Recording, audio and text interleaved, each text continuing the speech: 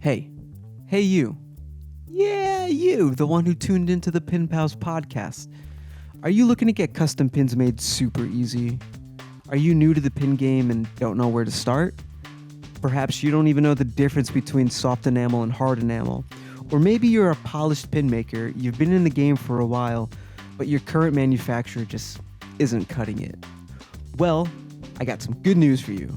My friends over at Your Stuff Made can help make you custom pins. They are wizards at this kind of stuff. They work under strict ethical guidelines so you know your pins are being produced clean and safe for the environment. Their team actually cares about what they make. And best of all, they're not a middleman. They have direct access and control over tools, machinery, and resources needed to make enamel pins. So this means super low costs and fast shipping times. They are the real deal. And speaking of deals, you know where I'm going with this. I got one for you. If you order custom pins from Your Stuff Made, you can save 10% off your entire order. And with this inflation going crazy these days, 10% can be huge. Especially if you're new to the pin game, every dollar counts. So all you have to do is visit yourstuffmade.com, fill out a quote, and under the referral section, select the Pin Pals podcast. That'll tell them that I sent you, and that's how you get 10% off all your custom pin orders. Once again, the place to be is yourstuffmade.com. Let them know the Pin Pals podcast sent you. So, what are you waiting for? Start creating today. Welcome back to the Pin Pals podcast, the podcast about enamel pins and the super rad makers behind them. I'm your host, Eric from Warrior Pins, and thank you for joining me this week for episode 22. How about that? 22 episodes of Pin Pals. That's got to be at least, 25 to 30 hours of just pin nerds geeking out. Gotta love it. All right, first item on the agenda, we have 2 new Buy Me a Coffee members. We had 2 awesome pin makers sign up this past week. So gotta give props to Jerry from Enigma Pins and Manny from Manny Cartoon Studio.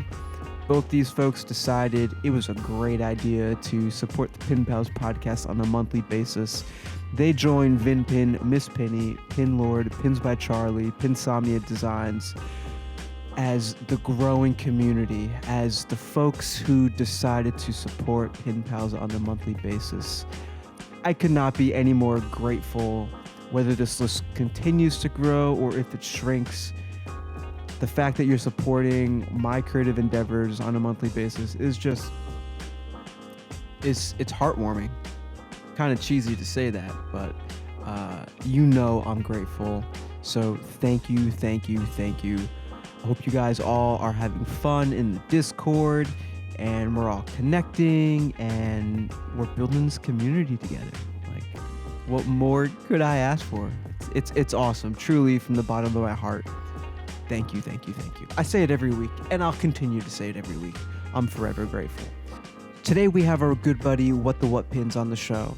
The shop is run by Rob Fairburn, who is located in the swamps of Louisiana. He's a good dude making some rad pins.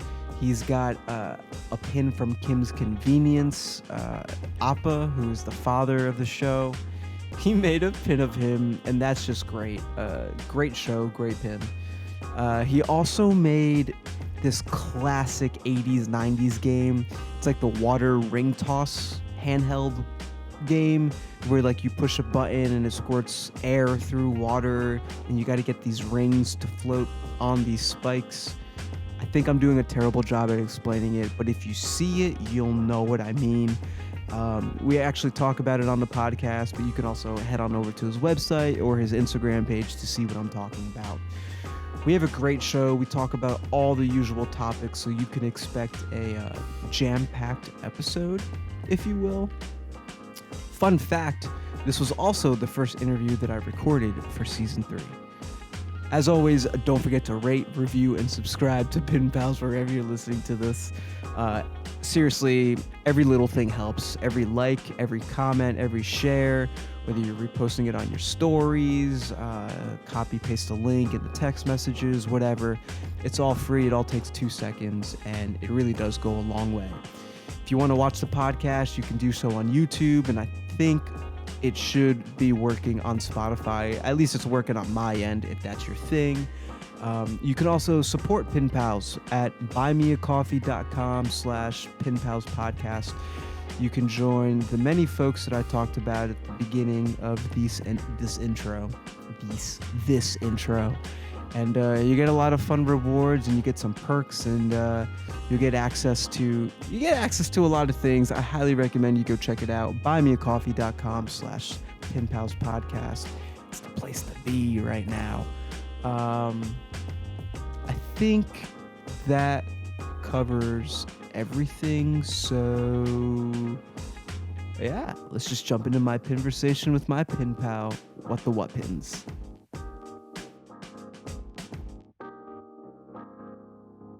Welcome to Pin Pals, Rob. How is it going? Guys, pretty good, man. How are you?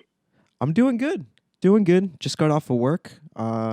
Made like my 4th cup of coffee. I'm excited. Officially, season 3 is underway, and nice. I'm just excited to finally be able to talk to you. Yeah, absolutely. This is the first time we've actually spoken, but lots and lots of messages on the Instagram about random stuff.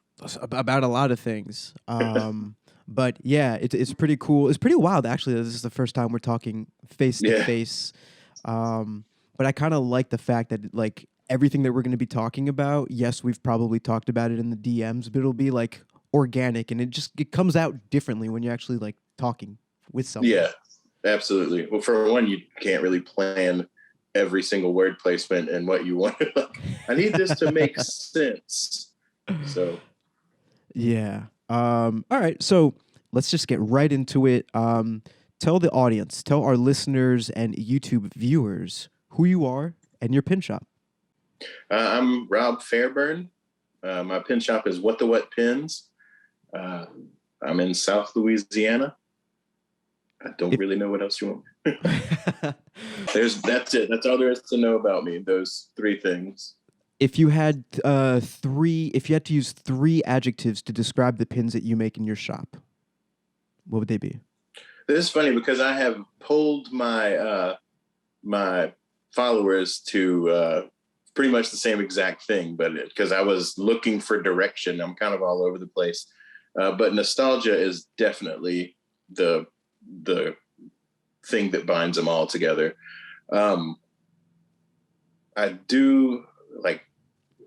I love nerdy stuff, but slightly off nerdy stuff. I'm not like, oh, I'm different. I'm not like other nerds, but like a hipster nerd. Yeah. Things that I think the nerds would shun a little bit as being a little too mainstream. The deep cuts, if you will. Yes. Yeah, a lot of stuff from I grew up in the 80s, but my brother and sister are 5 and 7 years older than me. So a lot of my childhood was heavily influenced by the late 70s from their childhood, because I'm the youngest of the 3, and kind of got their leftovers as far as pop culture was concerned, which I'm grateful for because it was such a fantastic era for pop culture. Oh, absolutely. Yeah, I can see some of that stuff. I'm scrolling through the website right now. The Muppet, that's a pretty old school, I think. Yeah, it's not even really a Muppet. That is a My Pet Monster. But a buddy of mine who has since passed away, I used to work with him at a coffee shop, and he and I were talking about how weird that toy was, because the whole concept there is essentially that you have a Muppet roommate, like, and it comes to life, you know what I mean? So how weird that is, the concept. Weird, yeah. Absolutely wouldn't fly today. Like that, people would be like, that's stupid. And so when I made the pin, I named it Muppet Roommate, sort of as a nod to him. That's pretty cool. And the other pin that I saw is the that water game. You like press the button, it pumps water, and you got to get the hoops through like a little thingy. Yeah. That pin, what happened was I saw I believe it's Lively Ghost that made the ship in a bottle with the shark under it. I have it right next to me. I don't know why I'm describing it. This guy with the clear top. Have you seen that one? Oh, no, I haven't seen that one. That's pretty sick. It is amazing. And it has the clear in the top, and then the bottom is like some sort of resin, and it's got the 3D under that and everything. Oh, that's It is cool. absolutely my favorite pen that I've ever seen ever produced by anybody. And when I saw that, I was like, what else would work really well with clear? You know, because I kind of wanted to figure out what I could do. And my fiance, who is basically the other half of this business, who basically gives me every idea that sells. Whenever I have ideas, I'm like, this is going to be great. And they don't sell. That's generally my idea. But when she's like, you should do this, those are the ones that really take off. But that's what she came up with. Her idea was like it's Waterfall is actually the brand of the original. And actually, I don't have any more My Pet Monsters or the water toy pens because a haunted house that stays open year round did a Christmas event, a Krampus event, and they bought them all off of me to sell in their shops. Oh, how about that? That's pretty cool. Yeah. How did that go about? Like, did they reach out to you, or did you reach out to them? Actually, one of my best friends, Michael Faust, works at one of the locations. He now works at several of them. They own, I think, 17 of them across the nation. Oh, damn. He is their actor coordinator. He's based out of Austin, Texas. Actually, do you watch the special effects makeup TV show Face Off?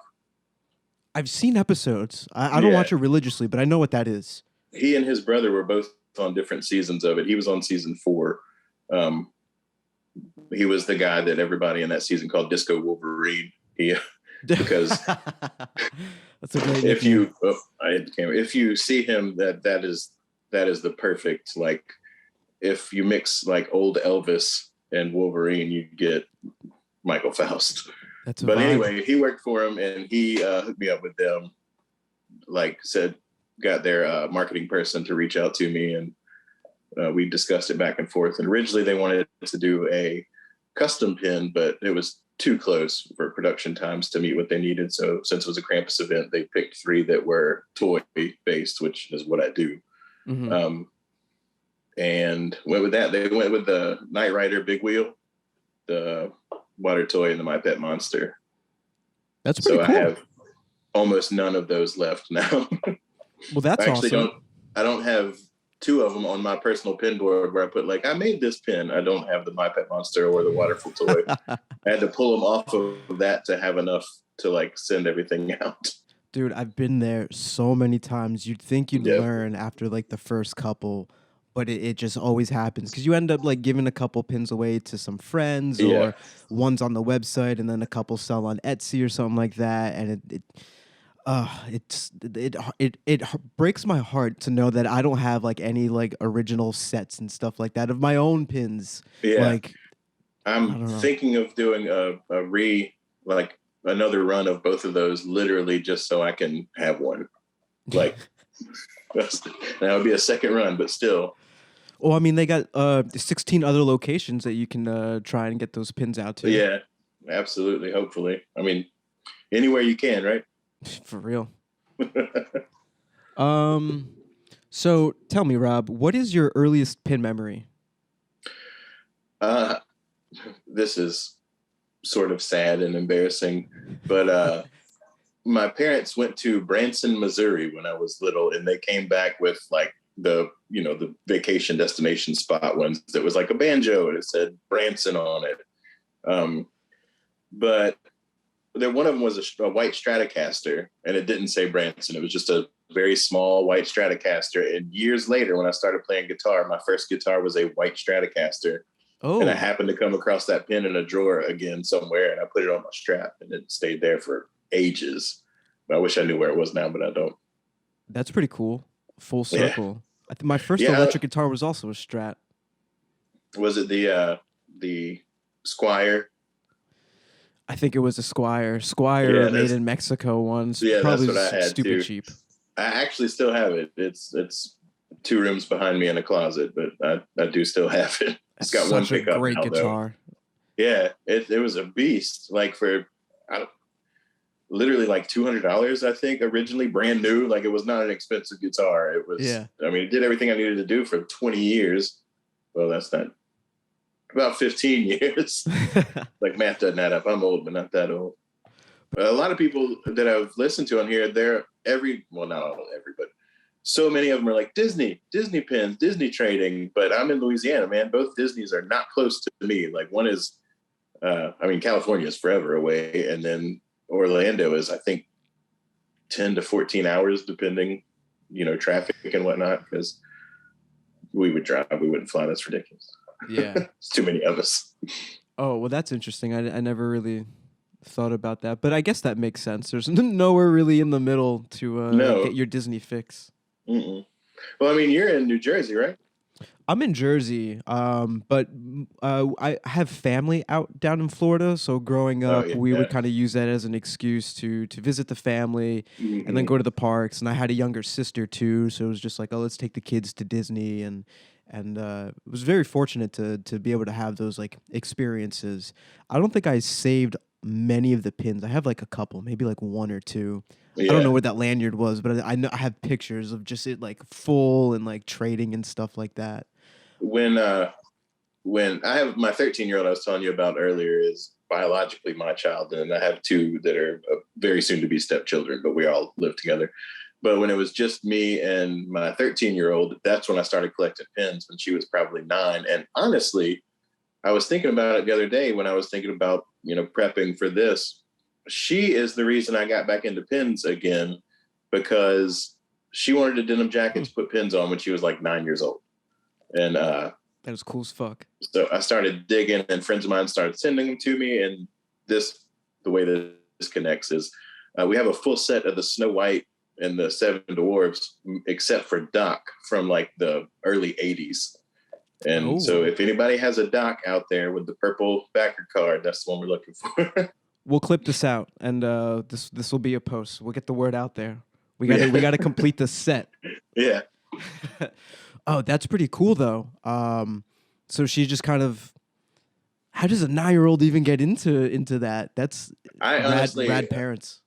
It's a bit of a happenstance. Right when she was doing that is when my friend Deathwish Dina, I went to visit Austin, and she was in Austin, and she needed a wedding date, and I was like, okay, that gives me a reason to go visit Austin, where a lot of my friends are, and she had 2 that she found that looked like the Happy Face. Are you familiar with Hedwig and the Angry Inch?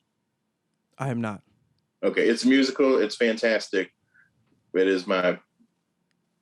It's right up there. It's either my first or second, and that and Hamilton kind of go back and forth. But anyway, there's a Happy Face in it that's like split in 2, and that's a big part of the story. But this was 2 little pieces that went together that looked like that. So they were tiny little pins, and that was the first pins I had gotten since probably the Stratocaster pin. But within weeks of that is when my oldest was asking me for pins and a denim jacket to put pins on. So that's kind of what got searching for pins for them for Christmas is what got me into pins again when I was an adult. That's pretty cool. Yeah. That is so cool. So tell me, what made you actually take the leap into making pins? Looking for pins that I wanted that I didn't see other people making. And eventually, my fiance, Lizzie is her name. I'm just going to call her Lizzie rather than my fiance from here on out. Was just like, just make it. She's like, see how much it costs to get one made. And so I started digging into costs and everything. And I was like, there's not a huge threshold to entry here as far as like getting these pins. I mean, I have to get 100 of them, but not going to cost that much money. And so I started just kind of digging into that. What the What Pins was originally an Instagram that was What the What Toys. And essentially I used to travel with another job. Are you familiar with Painting with a Twist?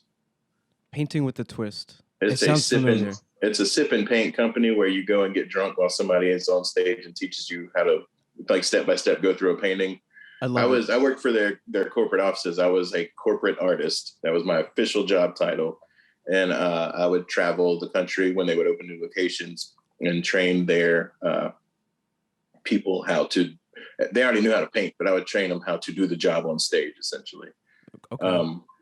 And there was a point to the story, and I've completely lost my train of thought. What toys? Thank you.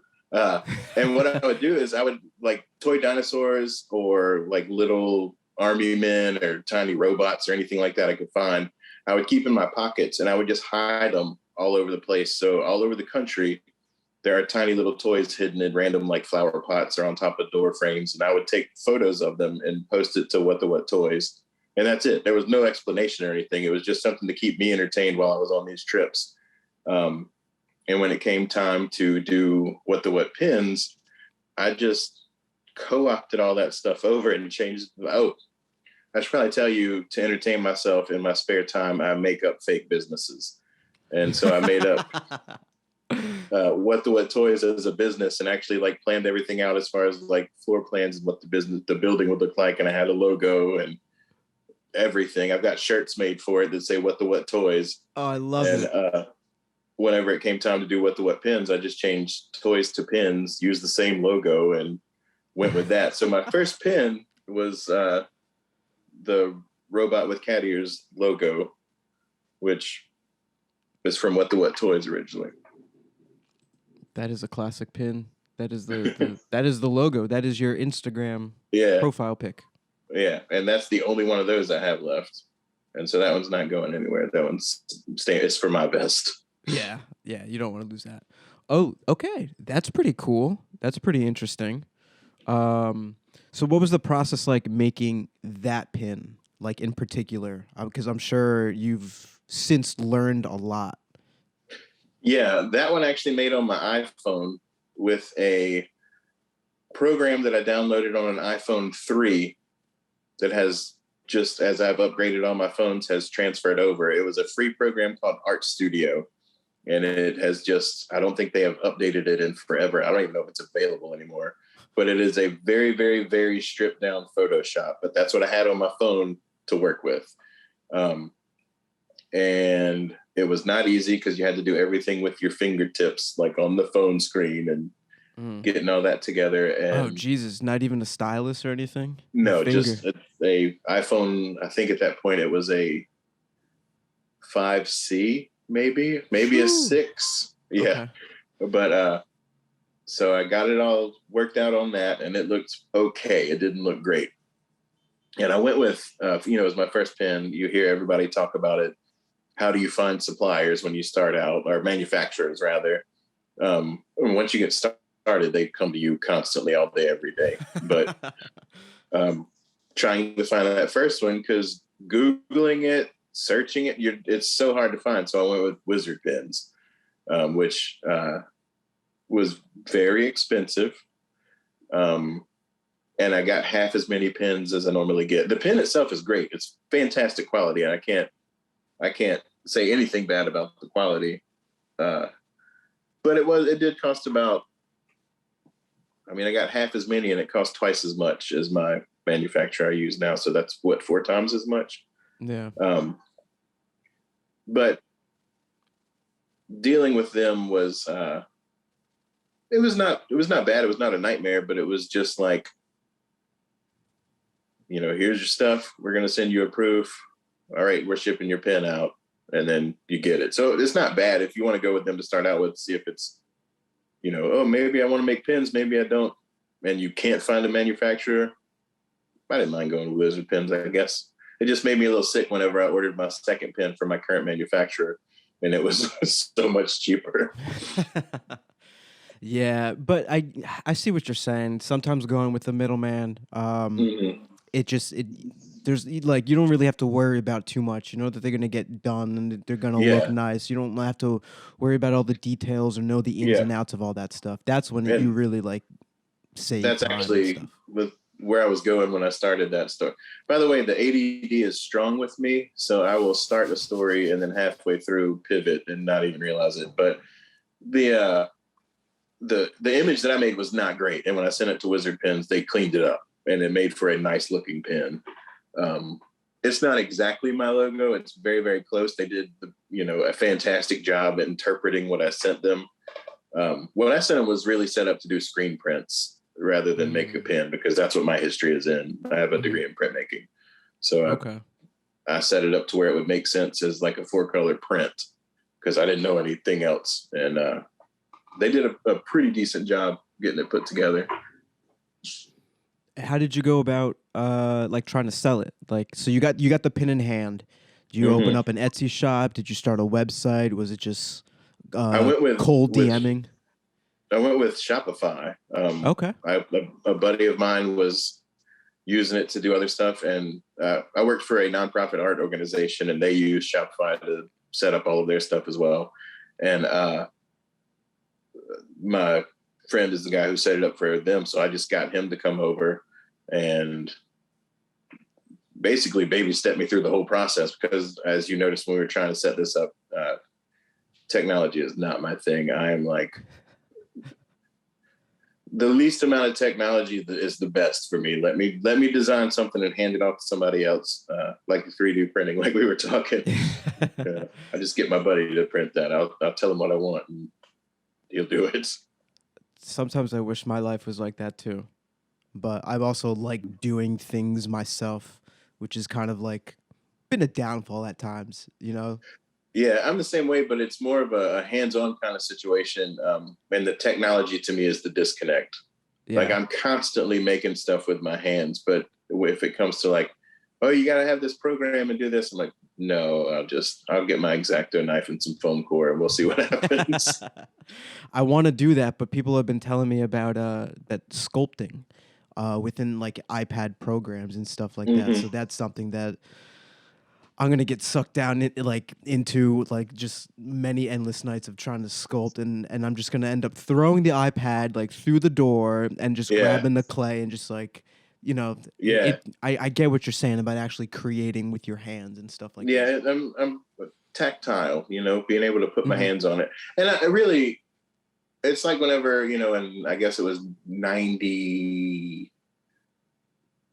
No, it had been 2003. It was when I went back to college after I dropped out the first time.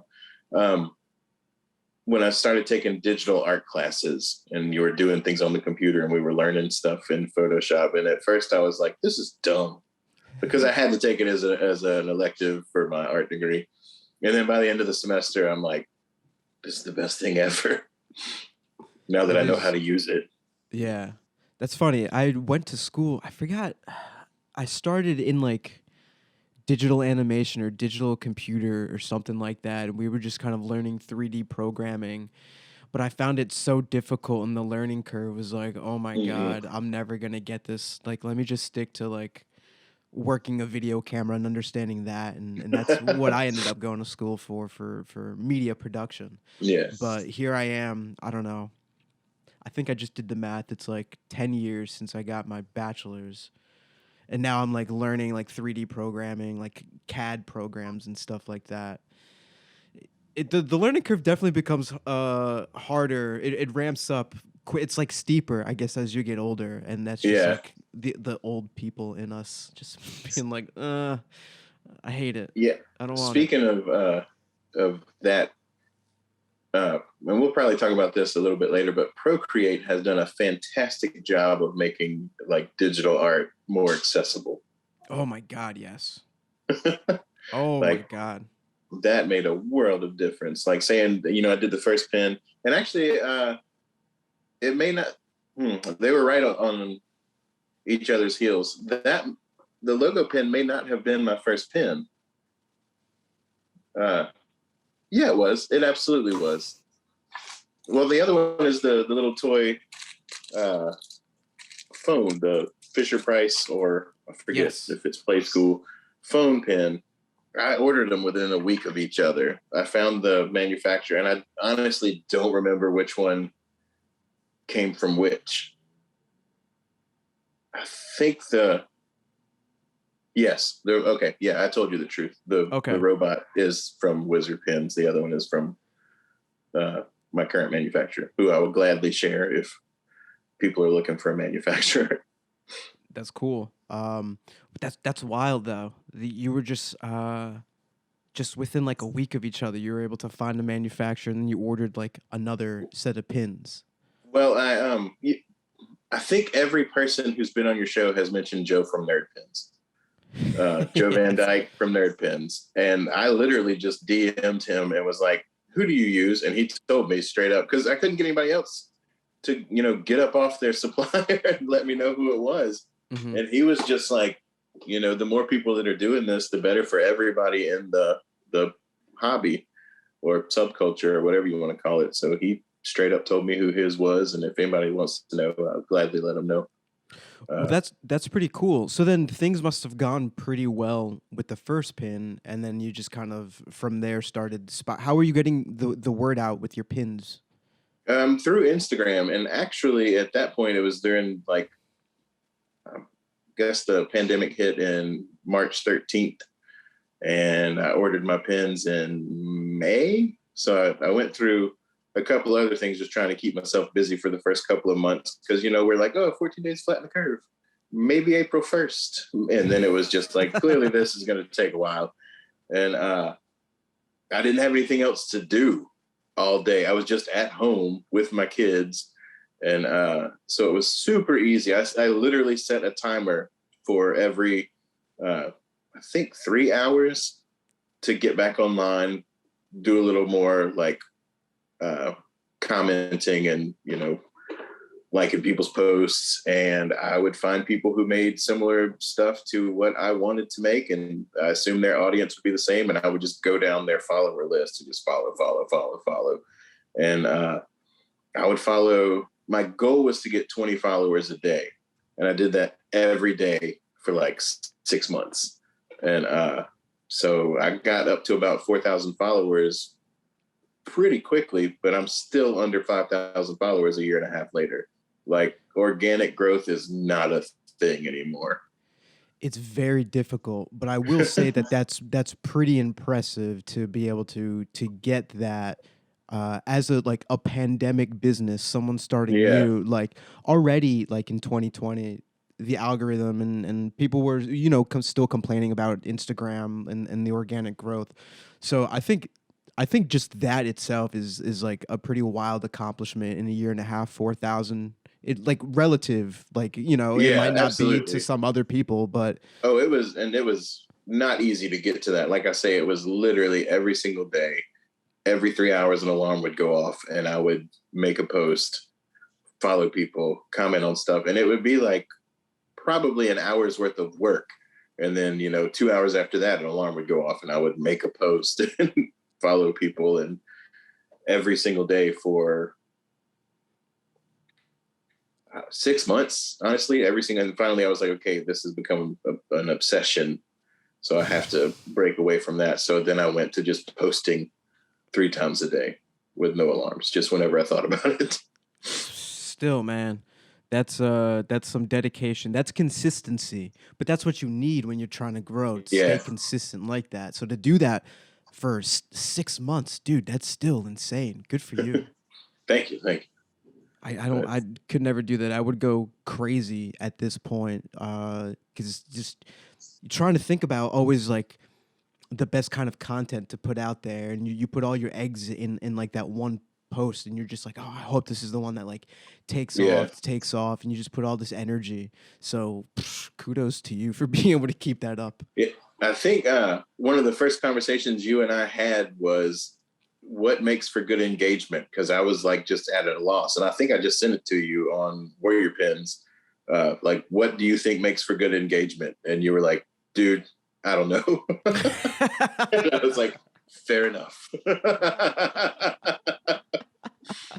That sounds like something I might say. Yeah.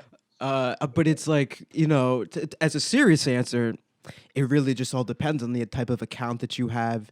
Yeah. I think in this case, if I had to give you an answer, what's the best type of engagement for pin makers? Using stickers on stories, showing people work in progress, have them vote. Should I continue this? Should I do this? Have them, find ways to get them to be part of the process, do time lapses and things like that. There's a lot of cool like little features within Instagram to help you get engagement. My favorite first, not post, but first story of the day is put something up and then put a poll on it, because whether or not they answer, yes or no is engagement. It does not matter. I think at one point, I put up a post that was just like coffee, yes or no.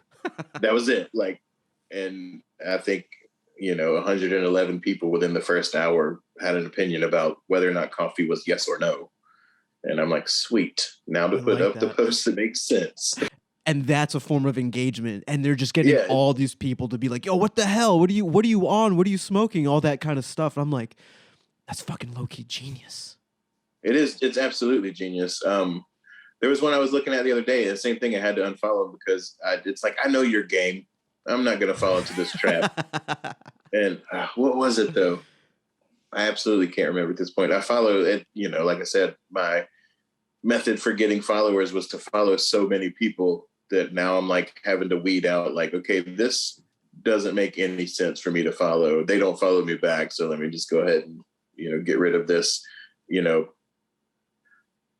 Eastern European page that is about sports cars that I've never heard of.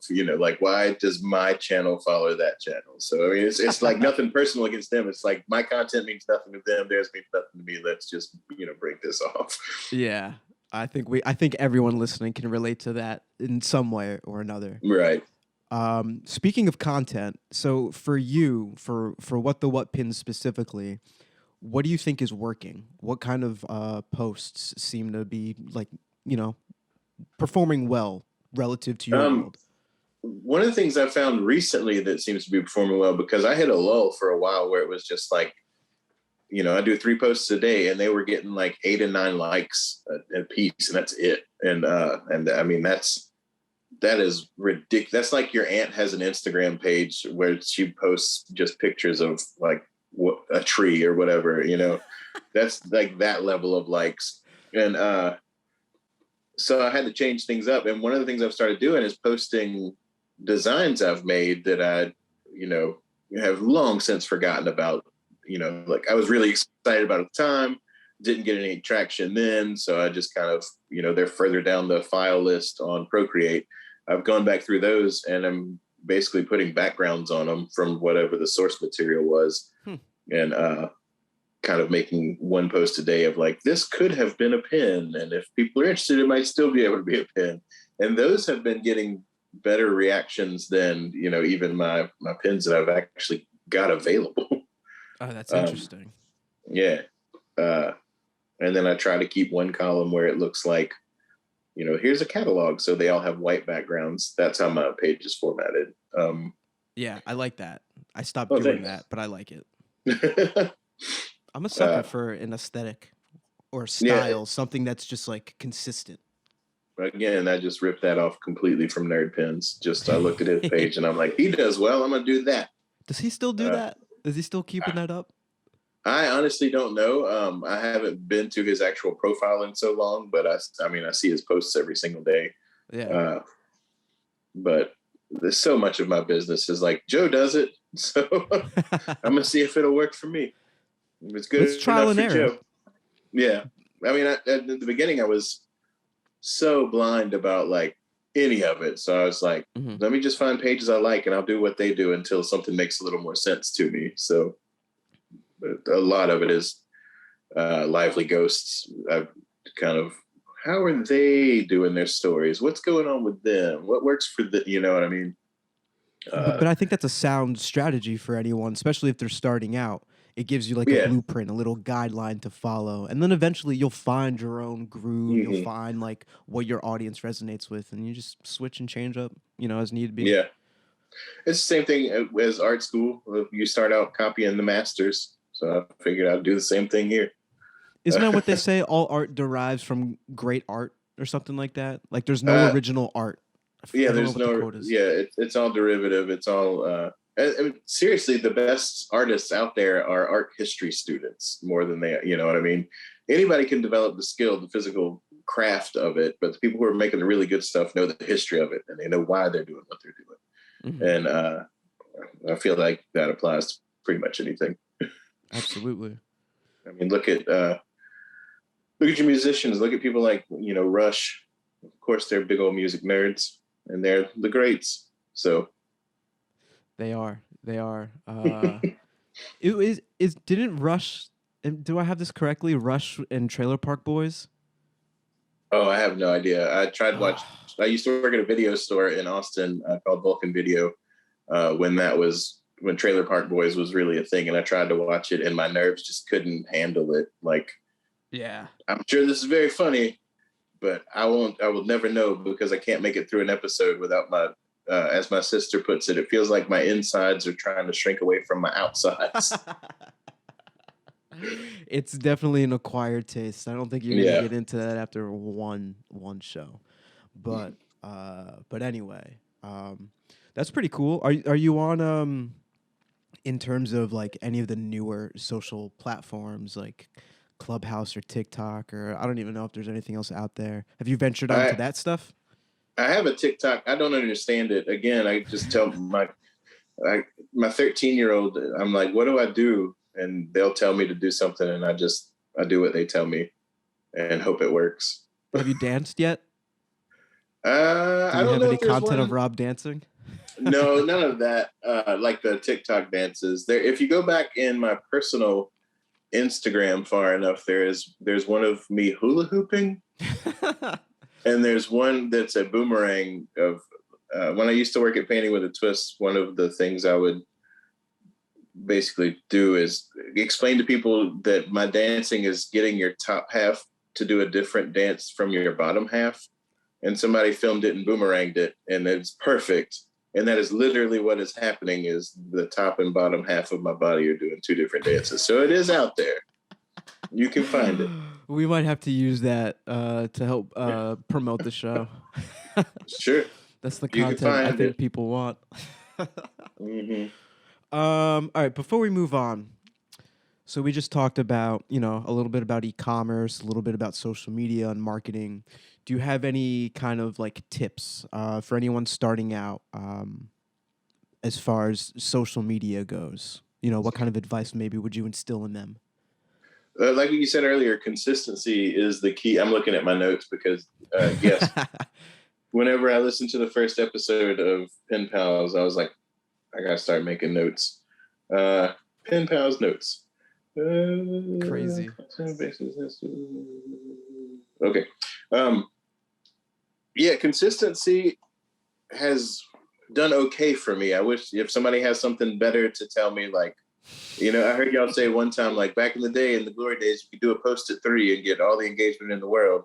And I'm like, okay, but what time do I post now? Like, what is working now? Because my analytics tell me that like between, lunch hour is when things are really peaking, but my engagement does not tell me that. You know what I mean? Like, it is weird. Yeah. And I don't know if it's the same thing for you too, but like my engagement, at least on my page, looks the same, like from 12 to like 6 p.m. Mm-hmm. Like there's not much difference between like how many people are online between those hours. So I'm like, when do I post? Oh, but sometimes when I post at like 8 or 9 a.m., maybe before people get into their workday or something like that, those posts tend to do well. Yeah. Like what? It's fucking mystery, man. I try to do one. I drop my kids off at school and then I head to the coffee shop where I do my office hours. And I try to get one as soon as I get there and sit down. Like even usually before I order my coffee, I'll try to do a post because like you said, maybe that early post is going to catch some people. And if you miss it, if people are already at work, you've missed the boat till at least lunch. And if you post it just a little bit too early, it gets buried in everything else before anybody sees it. So it is just, I don't know. It's tough. It's so that's tough. That's why I do 3 a day, because maybe one of them will be at the right time. I'm sure. I mean, the odds are in your favor, Yeah. What do you think is the biggest mistake that you've made running the what to what pins? I don't want to say that I've been perfect. That's not what I mean. But as far as like the biggest mistake, I cannot really think of like, oh, I shouldn't have done that. You know what I mean? Or maybe there was something like I This don't is know. what I thought about, because you've asked everybody what's the biggest mistake, and I've thought about it like, what is the thing I've done wrong? But I've been, I think, so like cautious before I make any move. Not that I always make the best move, but I haven't made any giant like. Now I have ordered pins that I have sold 0 of, but there's no way of knowing that. You know what I mean? So the EBDB pin, have you seen that? It's like the elevator meme. Yes. I did the pin, and it's just a black pin that says the EBDB in that font, and it glows in the dark. I think I have sold one of those, and I've had it for 8 months. Interesting. Are you So also on Etsy? No, I'm not on Etsy. I don't really know anything about Etsy, and again, the whole technology thing, I'm afraid of it. So I need to get into that, but that also may be why I haven't made any huge mistakes. It's because I'm like, new things. No, thank you. That's interesting. Okay. Not that I'm not going to do it, but I should do it. And I'm not trying to like preach to the choir or anything, but I would say that like setting up your it relatively, I think, inexpensive. You just pay to have like your listing. It's like 20 cents per listing. And then Etsy takes a fee out of every order that comes through. So I don't know what it equates to as far as like Etsy fees in total versus Shopify fees. But I will say the search engine is really big for Etsy. Okay. So maybe you can just, you don't have to like worry yourself about trying to list all of your pins, but I don't know, see what EBDB does on Etsy. Yeah. I mean, I have plenty. One of the things, a mistake that I have made is I did not start ordering stickers early enough. I only just started ordering stickers, I think, since we talked about it whenever you've since canceled Sticker Club. But when you were mentioning Sticker Club for basically the pin designs that I'm really excited about, that maybe one other person in the world would be really excited about, order, a stack of stickers as opposed to the pins at first. And I've started doing that. I have Peter Dinklage on a scooter. I don't know if you've seen that sticker, but it's literally just Peter Dinklage on a kick scooter. I think I've seen that, yeah. And I did the Megatron being changed to Galvatron in the original Transformers animated movie. That's a holographic sticker. So, and I did those in the last couple of weeks. And basically it was whichever Instagram ad came through with a sale, because you can get so many stickers for nothing and there's no risk. Mm-hmm. So, and then I have a thing and I'm excited about it. But it's cool. Yeah. It's also like a low cost to try and figure out what the next pin next pin design might be. So I like using that as a gauge. Mm-hmm. Let's see. I'm looking at my list of questions. What do you think is the most... Oh, just trying to think of a mistake? Yeah, I know I've made them. Maybe I just block them out. You live and you learn, and you don't dwell on the past. Yeah. That's what it is. Pretty much what it is, right? What do you think is the most important thing about running a pin shop? Is it like putting out quality products? Is it honing in on the niche? What do you think is like number one? Making pins that you like. You're probably not going to sell as much if you made, Baby Yodas or whatever the hot item is at the time. Not knocking anybody who makes Baby Yoda pins. I love them. Putting that out there. I'm just saying Baby Yoda pins are going to sell. But make pins that you're proud of, because then, even if they don't sell, you've made a thing you're proud of. So there's no way you can really fail in that aspect. But you have to really convince yourself of that. You can't just say like, I make pins I'm proud of. You literally have to be proud of the pins for it to work. And I feel like I've done that. I don't think there's one that I wish I could redo, but I don't think it's not topical anymore. It's the 4 women from the Mandalorian season 1 finale. I think it was season 1 finale, it might have been season 2 finale, where there are basically I think they're used as a distraction so that the Mandalorian can go do what he needs to do. And so it's like Fennec Shand and the 2 actual Mandalorians and what's her name? I'm drawing a blank on it, but they all come off the spaceship and they're like doing they're killing everybody is what they're doing. Yeah. The pin looks good, but seeing it in person, I feel like I could have made it look better. How so? I don't do a whole lot of color matching for most of what I do. I put the colors in the design, and whatever I get in the pen, I'm usually happy with. And this pen is just a bit dark.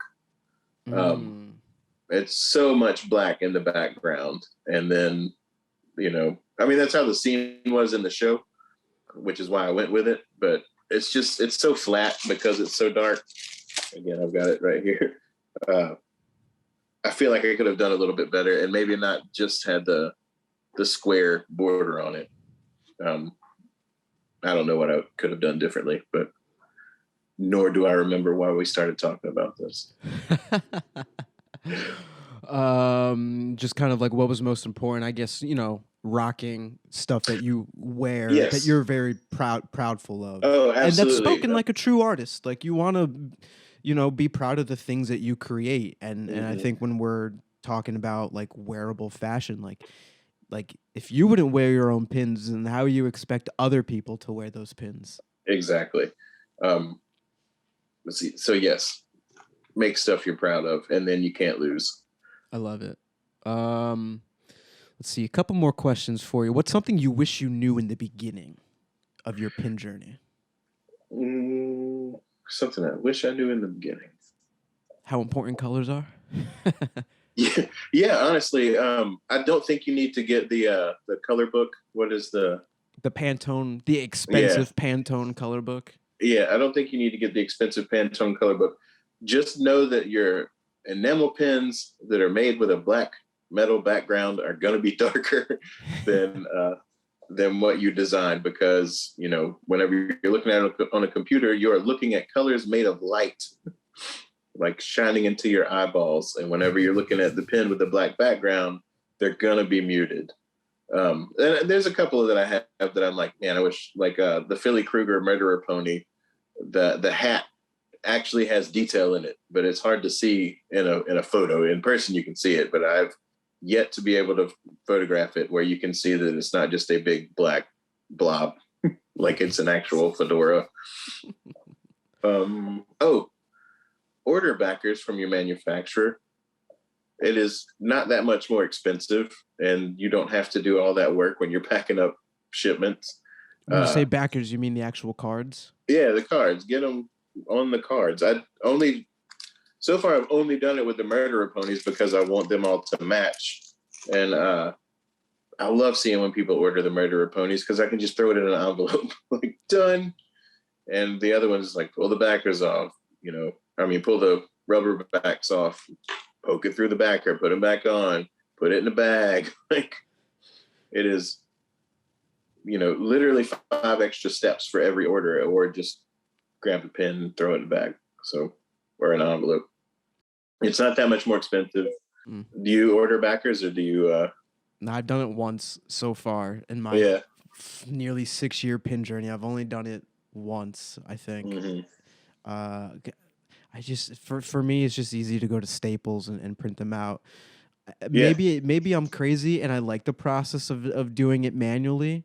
Like, I only dread it when it comes to like Black Friday, and it's just like you got to spend all day doing that. But like every couple days or so, just you do the orders that come in and stuff like that. It's somewhat manageable. But I hear what you're saying. I actually have a buddy who prints them for me, so they don't cost me anything to my other backers. But what I do is he does pins as well, but I'll design them, and that's like I do the designs for him, and then he actually orders the pins and sends them to his own manufacturer. And that's how it's just a trade labor for cards, and that has worked out great. He's umbrella pins. He only has a few so far, but he does like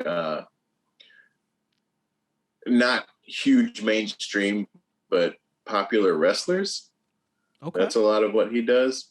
Yeah, so they're really cool, and it's funny because I'm not even a fan of like mainstream wrestling. I don't know anything about it. Like when you say wrestlers, I think of like Roddy Piper and Junkyard Dog. That's the last time I paid attention to wrestling, when I was like 6. Nothing wrong with it. It's just not my bag. So I don't know any of these guys. So he'll send me pictures and I'm like, this is insane. Like, what is this? And then I get to make these sweet little like miniature, like caricature versions of these guys that they make into pins. So that's pretty cool to me. That's pretty cool. That's a sweet trade-off too. Yeah. I like that. His name's Philip. On some of his social media, you'll find him as Dude with the Headband. But Umbrella Pins is his pen company, and he does a lot of stuff like that. He helps in this area, in our little small community. He helps people out left and right, and it's always just like, oh, I'll do this for you, you do this, and it's very, very nice. Most of the vending that I've done has been at a little event that he puts together around here called C4, where every 2 or 3 months he'll get 10 local like toy collectors is mainly what they are. But if there's an extra booth, I'll take it and have my pins there. And so that's cool because I get to look at old toys from the 80s and stuff all the time, and then convince myself to not buy them. Or convince yourself to use the money that you make from selling pins to toys. It's going to be dangerous. Dude, I traded one of the guys. He had, I traded him one of my pins. I don't even remember which one, but he had this sweet Voltron pin that it's got the the movable. Oh, that's cool. Yeah. So yeah, you're not far off there. Sometimes every Patches and Pins Expo, I always just go around like, okay, I got X amount of money. I'm going to cap myself at this and just buy whatever I can. Yeah. You have to. I mean, it'll just get out of hand immediately if you don't. Yeah. Okay, I got an audience question. I polled or asked Instagram earlier, a non-related pin question. So this is a pretty interesting one. From Pins by Charlie. What inspires you? This is sort of like your final question there. What's the little thing? Not quite. I still wanted to ask that one. Yeah. And trust me, I've been racking my brain about it, and I have yet to come up with a good answer. So we'll see what happens in the moment.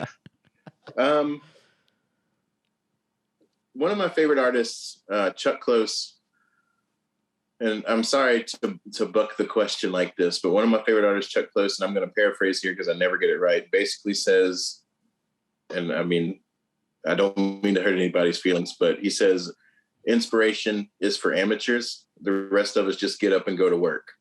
And what he's talking about is whether or not you are inspired, you need to do what you do. And in the doing of that thing, you will get the best ideas. You will find more inspiration in the actual act of creating whatever you create, making your music. You'll get more inspiration from actually doing it than you will anywhere else. And so I kind of hold close to that, because one of the other things he says somewhere else in that quote is, if you wait for inspiration to strike, you won't create a whole lot of work. And it's true. So that's one of the reasons I have to have these habits. Like I say, I drop the kids off, I go to the coffee shop, I sit there for hour and a half to 3 hours, depending. And that's where I do all my designing, all of my social media work is right there. Because if I don't, clock in and do the work, it's never going to get done. So I find inspiration in the actual doing of the work. Poetic. But I like that resonates with me. We all have our off days and stuff like that. We're definitely not going to feel inspired. Some people work multiple jobs and stuff like that. But the act of doing, I can relate to that. Just forcing yourself to do that, even if it's not great. The neurons are firing off. You'll probably think of another idea or something like that. Yeah, absolutely. That's cool. That's where you're going to get the best ideas. I don't know if you see the wall of my own face behind me here, if you've noticed or not. I did notice, but I wasn't sure. I'm a painter by trade. Like I say, my degree is in printmaking, but I don't have a 20,000-pound press in my it used to be apartment, now house. But you can paint pretty much anywhere. So now I'm a painter. Most of my regular income, my main gig, Pins is my side gig. My main gig is I paint pet portraits. I would paint people portraits, but what I have found is people will spend money on their animals, not so much on their children. So most of my income comes from painting pets. And like you say, you may not want to wake up and like, oh yeah, I'm painting this dog today, but do the work. And in the doing of that work, it's going to be fine. You're going to enjoy it. The reason you're a painter is because you like painting. So just do it. Yeah. So, I love it. Just do it. Well, what Pins? Yeah. I think that came from somewhere else, right? Like, no, I'm pretty sure you made that up on the spot. I made that up. Yeah, okay. We're gonna go with that. I don't think. I don't know if we can get in trouble for something like that via audio podcasts. Whatever. Do you think it would be Shia LaBeouf or Nike that came after us? Shia LaBeouf. Yeah, I think so. That would be actually pretty cool, and I would consider that an accomplishment. Absolutely. I know he gets a lot of flack, and he may not be the best human in the world, but he is a fantastic actor. Mm-hmm. I was actually watching Peanut Butter Falcon the other day. I haven't seen that one yet. The thing that I always have to go back to is the Sia music video that he did. That's when I was like, okay, he's not just the goofy kid in Transformers. He is like, there's legit talent there. And then I went back and watched a lot of his catalog, and I was like, okay, yeah, I can't hold Indiana Jones against him. Which, by the way, I did like Crystal Skull. I know that's you want to talk about, that could be your tagline to get people like pissed off, is he likes Crystal Skull. That move sucks. And then we'll get all the engagement we need. Oh, I love it. We'll have people vote on that.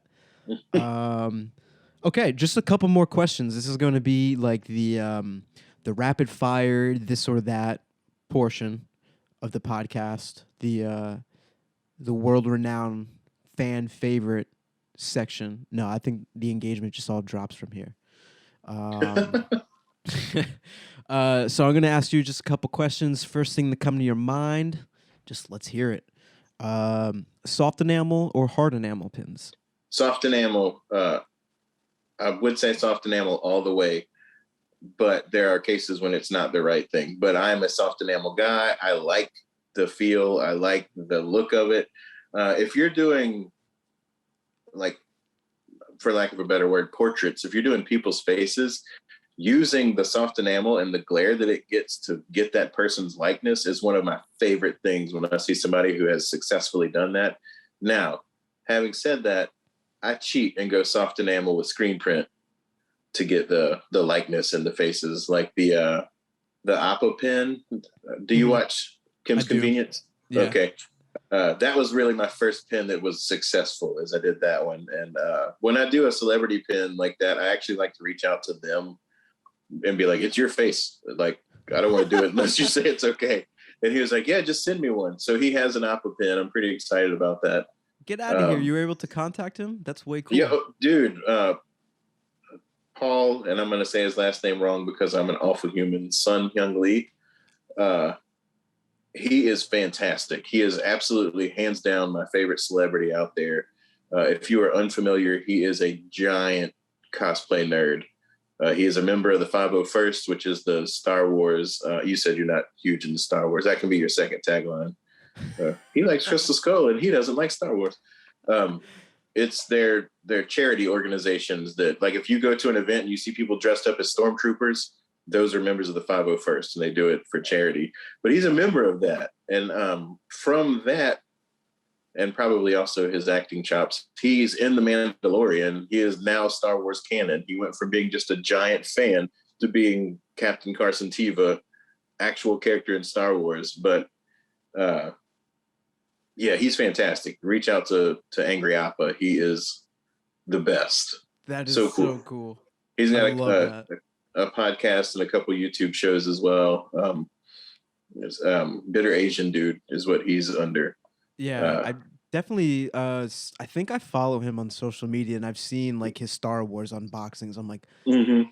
homie's a big nerd. I love it. Oh, it's fantastic. And it's crazy to me because he plays an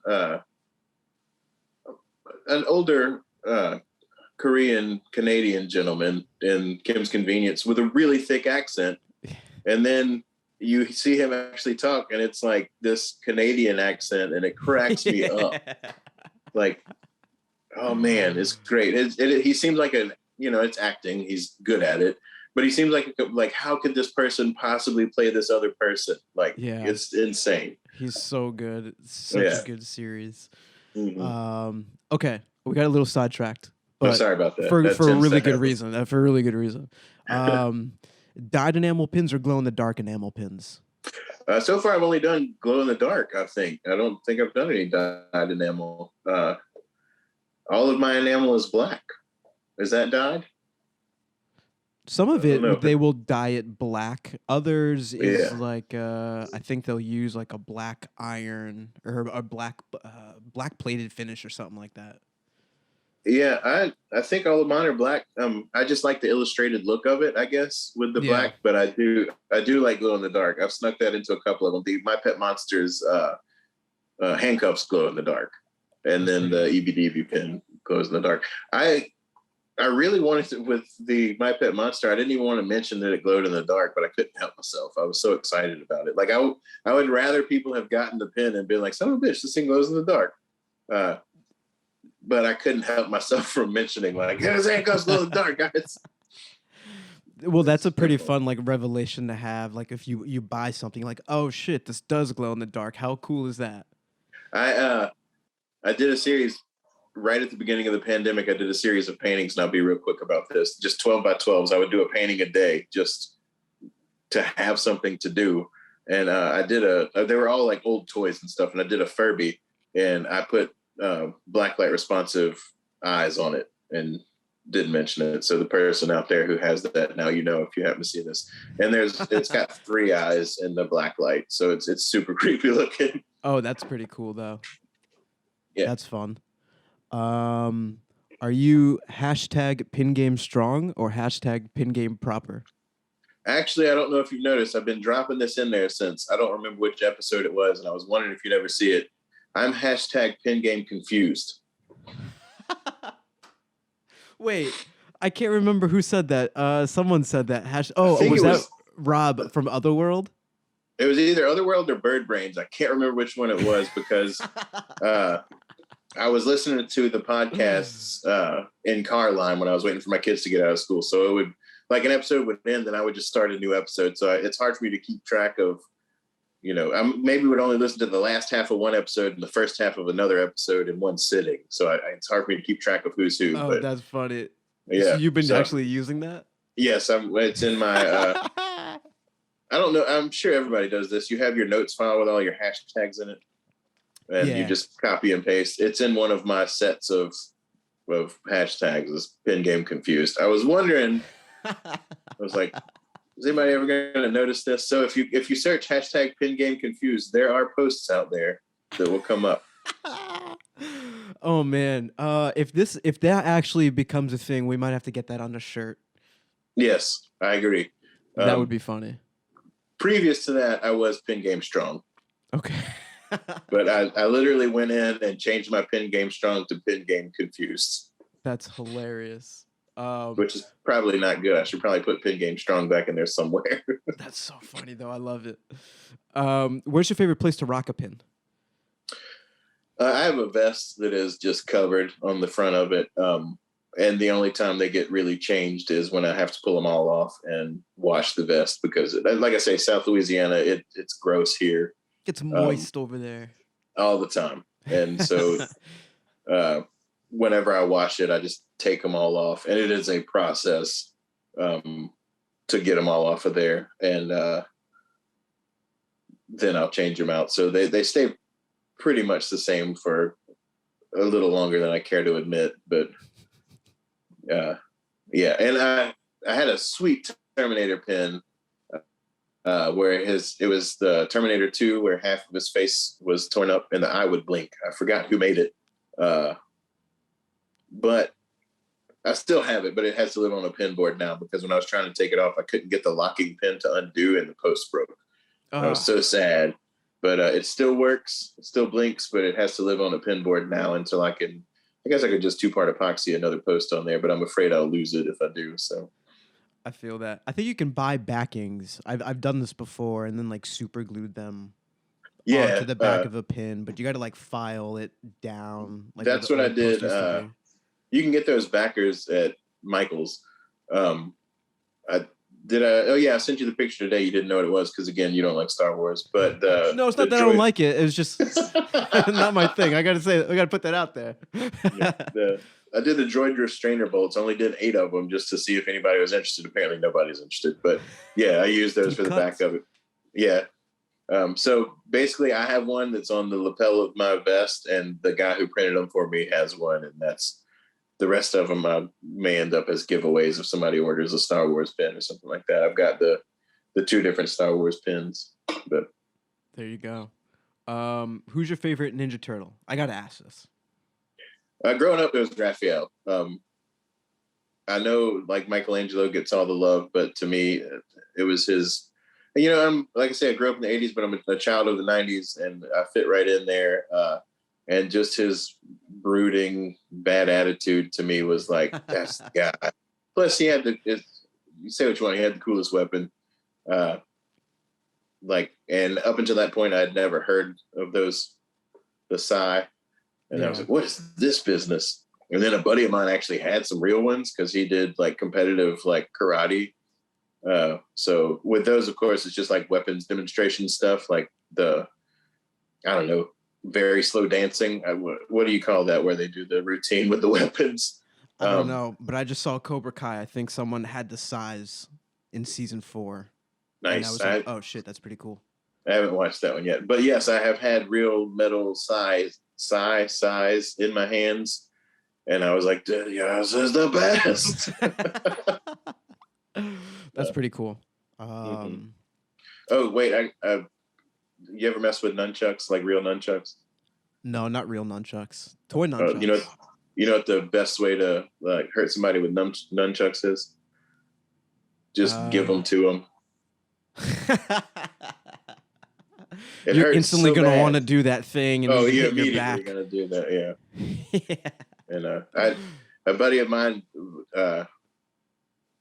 did another, is a different guy, did karate. I know a bunch of nerds, did karate, and he had some wooden ones and knew how to like swing them all around all crazy. And I was like, I have to learn that. And the number of times you hit yourself in the head with nunchucks when you're trying to do that stuff is very high. Like, and it hurts every time. That's pretty funny. All right, last question. Rob, what are the little things in life for you? I was dreading this question. I shouldn't have thought about it so much. Like I literally, the first thing you want to say, I have kids. I have 3 kids. So the first thing you want to say is like, my kids, it's the best. But hanging with my kids, and I have not been a person who plays video games since Mortal Kombat 2 on the Super Nintendo. And now since I have 3 kids of varying ages, I play video games with them all the time, and just hanging out with them and doing that kind of stuff. That's the little things to me. My oldest is a musician as well. And so playing guitar with them while they sing is fantastic. But, my 11-year-old video game nerd. So sitting down and playing Minecraft with that dude is awesome, And then my youngest is 6. So there's all kinds of stuff going on with that one. But hanging with them and being able to enjoy things from when I was a kid with my kids is the little things, like being able to relive the nostalgia with them. But straight up, they don't like anything I liked. So there's no Transformers going on. There's, none. Oh, wait, I take that back. My 6-year-old likes the new Dark Crystal Age of Resistance on Netflix. So we get to watch that. Dark Crystal is my favorite kids movie growing up. So we get to actually have the Angle of Eternity tattooed. I'm not going to show it to you because it's really old and not very good anymore. It was great then, but now it needs to be touched up. But that's pretty cool. How you can kind of come full circle and enjoy some of the same things, and I don't know. I'm not there in my life yet, but I'm sure that it's just like this just heartwarming feeling to like be part of something that they enjoy, that you enjoy, and just seeing your offspring like enjoy the things that you once enjoyed. I don't know. It's weird saying offspring, but you know what I mean. No, I know exactly what you mean. Yeah. And it's really more of a selfish thing of being able to watch cartoons without anybody being like, man, you're 41 years old. Why are you watching cartoons? I'll be like, they're watching cartoons. I'm just here. Supervising. What are you talking about? Yeah. I'm making sure they don't burn the house down while we watch this cartoon here. I love it. Well, Rob, you made it to the end of Pin Pals. It was a great conversation. I had a lot of fun. I hope you did too. Of course I did. I'm going to give you the floor. I'm going to let you give out your shout outs, let people know where they can find you. If you have anything coming up that you want to plug, now's the time to do it. I don't have anything coming up. I do have one pin in pre-sale that I wish more people would pay attention to. After I did the Appa pin, I started designing the Dads of Television pins. And it's funny that I'm talking about this today because we just lost Bob Saget. But did you hear? I heard. Yeah, I didn't even like that show and I got sad. But I have Red Foreman from that 70s show that I'm got in pre-sale. And I'm very excited about it. And I meant to mention this earlier, actually. When I do pre-sales, a good idea is other people do pre-sales and then they're like, oh, it didn't make goal, so we're not going to make it. That's not how I do them. I'm going to get this pin made. The pre-sales just mean I get to make it faster.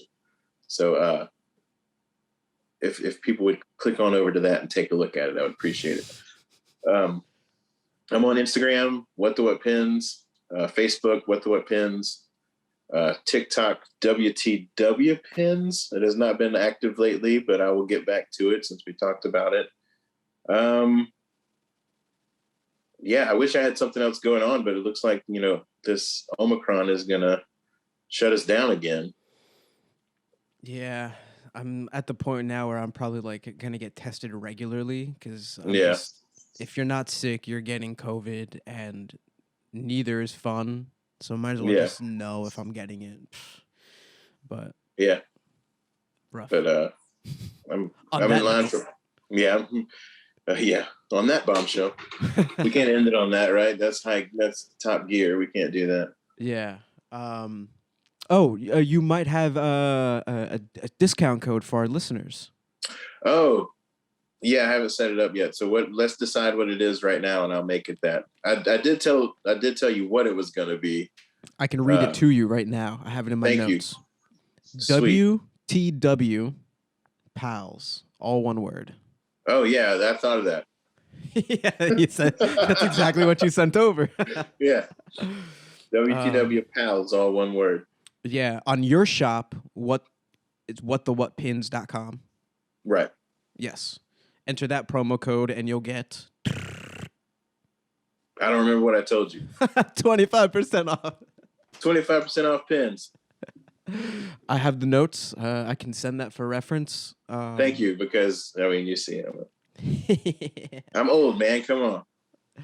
We're both there. I think we might just make it into the same demographic, but yeah, you're on the low end of that, though, right? Yeah, I don't want to. I don't care. I'm 31. Maybe not the same demographic, but I'll be 42 in April. Enough. Yeah, close enough. Yeah, close enough for me. I'm sure both. Oh yeah, it works.